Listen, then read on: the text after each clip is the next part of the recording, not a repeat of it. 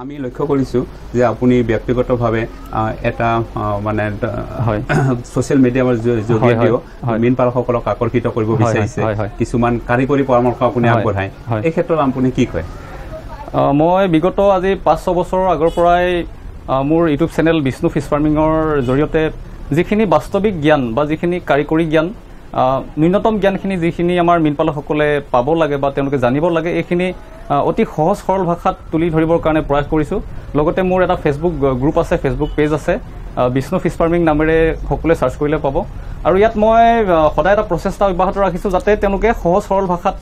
যিখিনি প্ৰেক্টিকেল বা বাস্তৱিক জ্ঞানখিনি যাতে তেওঁলোকে আহৰণ কৰিব পাৰে তাৰ ওপৰত মই বেছিকৈ ফ'কাছটো কৰিছোঁ আৰু আমাৰ মীন পালকসকল উপকৃত হৈছে তেওঁলোকৰ পৰা মই ভাল ফিডবেক পাই আহিছোঁ জাগিৰোডৰ সমীপৰ মীন পালকসকল অন্যান্য মাছৰ লগতে পাংগাছ আৰু ৰূপচন্দা মাছৰ পালনত নিজকে আত্মনিয়োগ কৰিছে এই দুবিধ মাছ প্ৰতি হেক্টৰত প্ৰায় 10 টন উৎপাদন কৰিব পাৰি